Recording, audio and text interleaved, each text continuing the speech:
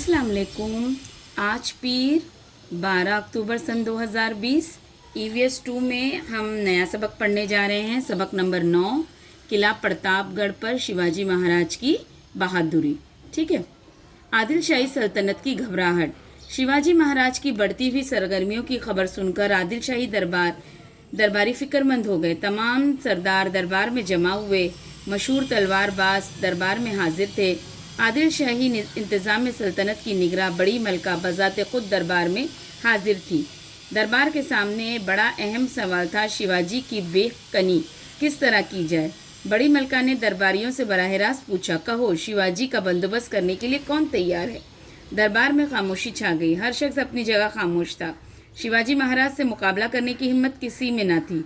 सरदार एक दूसरे का मुंह तकने लगे। इतने में बड़े तनोतोष वाले एक सरदार फर्शी सलाम करते हुए सामने आए। उनका नाम अफजल खान था। अफजल खान ने बीड़ा उठाया। तबक से बीड़ा उठाते हुए अफजल खान ने कहा, शिवाजी? कौन शिवाजी? इसे मैं जिंदा कैद करके यहाँ ले आऊँगा। अगर जिंदा ना पकड़ा गया तो उसकी लाश बीजापुर ज़रूर ले आऊँगा। अफजल खान बीजापुर दरबार के बड़े सरदार थे, बड़े ताकतवर, फौलादी सलाख हाथों से मोड़ने वाले। उन्हें अपना काम हर तरीके से निकालने में महारत हासिल थी। उन्होंने भरे दरबार में शिवाजी को जिंदा या मुर्दा लाने का बीड़ा उठाया। पूरा दरबार खुश हो गया। दरबार में मौजूद हर शख्स सोचने लगा, अब शिवाजी की खैर नहीं। कुछ ही दिनों में जंजीरों में बंधा हुआ दरबार में हाजिर किया जाएगा या उसका सर दरबार में पेश किया जाएगा। अफजल खान बड़ी शान और शौकत के साथ बीजापुर से निकले। उन्होंने अपने साथ बहुत सी फौज और जंग का सामान लिया। उससे कबल अफजल खान 12 साल तक वाई के सूबेदार रह चुके थे, इसलिए उन्हें उस इलाके की काफ़ी मालूमात थी। बड़ी शान और दबदबे के साथ वो उस काम के लिए रवाना हुए। स्वराज पर आई हुई मुसीबत। शिवाजी महाराज इस वक्त राजगढ़ के किले में थे। उन्हें अफजल खान की चढ़ाई की खबर मिली। उन्हें महसूस हुआ कि स्वराज पर बड़ी मुसीबत आई है, मगर वो डगमगाए नहीं। उन्होंने सोचा, अफजल खान बड़ा चालाक है, उसकी फ़ौज बड़ी है, अपना राज छोटा है और फ़ौज भी छोटी है।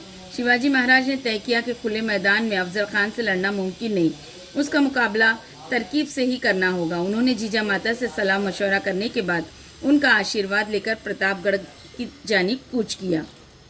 अफजल खान के दांवपेच। शिवाजी महाराज प्रतापगढ़ चले गए। ये खबर मिलते ही अफजल खान को गुस्सा आ गया। उन्हें मालूम था कि प्रतापगढ़ पर हमला करना आसान नहीं, क्योंकि ये किला पहाड़ों में था और उसके अतराफ घना जंगल था। फौज और तोप ले जाने के लिए अच्छा रास्ता न था। उसके अलावा जंगली जानवरों की भी कसरत थी। शिवाजी महाराज प्रतापगढ़ से नीचे उतर कर आए, इसलिए अफजल खान ने दांवपेच खेलना शुरू किया। उन्होंने तलजापुर और पंढरपुर जैसे मुकामात में अफरा तफरी पैदा की और रियाया को परेशान किया। उनका ख्याल था कि ये खबरें सुनकर शिवाजी महाराज प्रतापगढ़ के किले से बाहर आएंगे, लेकिन उन्होंने अफजल खान की चाल समझ ली और वो किले के अंदर ही रहे।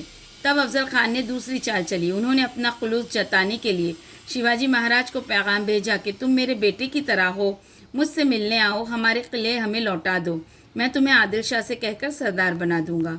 शेर को सवा शेर। शिवाजी महाराज फौरन समझ गए कि अफजल खान होशियारी से काम ले रहे हैं। वो भी बड़ी चालाकी के साथ पेश आ रहे थे। उन्होंने अफजल खान ही को प्रतापगढ़ बुलवाने का इरादा किया और उन्हें पैगाम भेजा कि खान साहब, मैंने आपके किले ले लिए, इसके लिए मैं कसूरवार हूँ, मुझे माफ़ कीजिए। आप खुद मुलाकात के लिए प्रतापगढ़ आइए, मैं उधर आने से डरता हूँ। शिवाजी महाराज का पैगाम सुनकर अफजल खान हंसे और दिल ही दिल में बहुत खुश हुए। उन्होंने सोचा, उस अफजल खान के सामने शिवाजी की बिसात ही क्या है, वो डरपोक मुझसे क्या लड़ेगा। मैं जाऊंगा और मुलाकात के वक्त उसे ख़त्म कर दूंगा। अफजल खान मुलाकात के लिए तैयार हो गए। मुलाकात तय हुई। प्रतापगढ़ के निचले रास्ते पर मिलने की जगह तय हुई। दिन और वक्त मुकर्रर हुआ। ये तय पाया कि मुलाकात के वक्त दोनों एक एक खादिम और 10-10 मुहाफिज अपने साथ लाएं।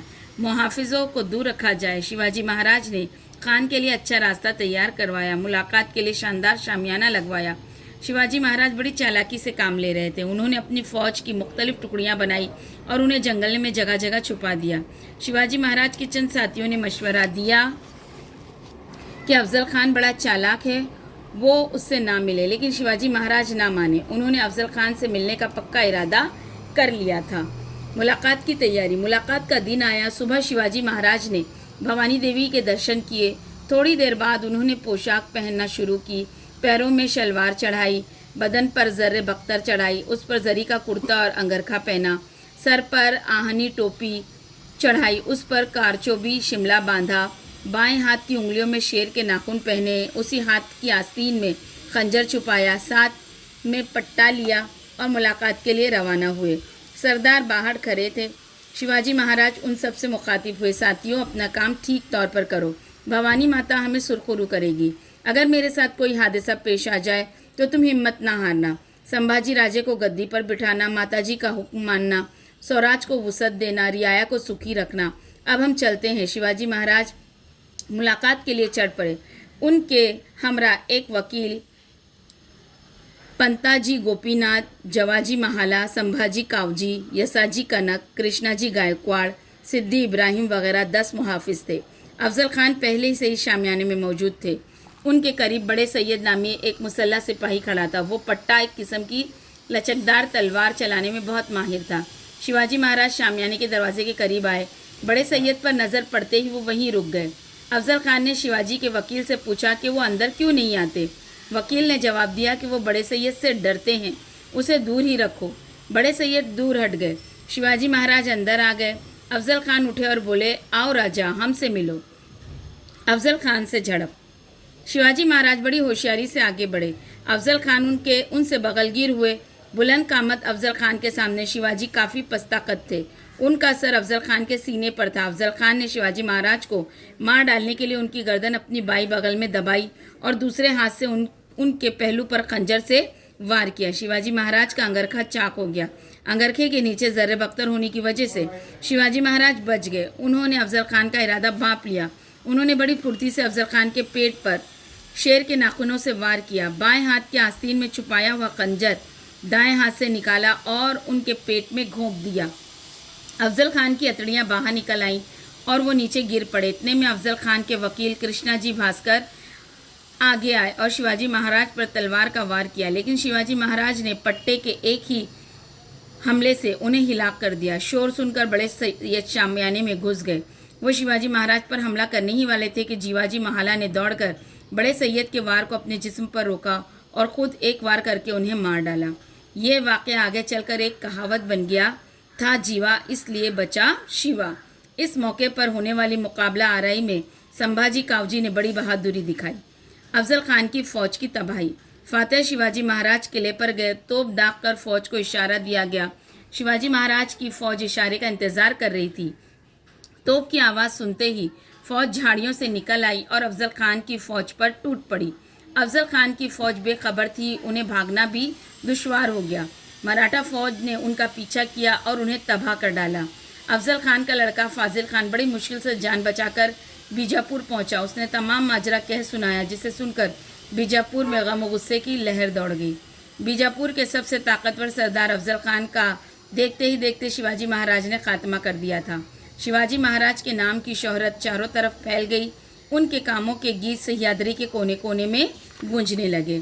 तो इस तरीके से आज हमने ये सबक जो है अपनी जूम की ऑनलाइन क्लास में भी समझेंगे। ठीक है बेटा, और आप लोग इसे एक मर्तबा और पढ़ेंगे।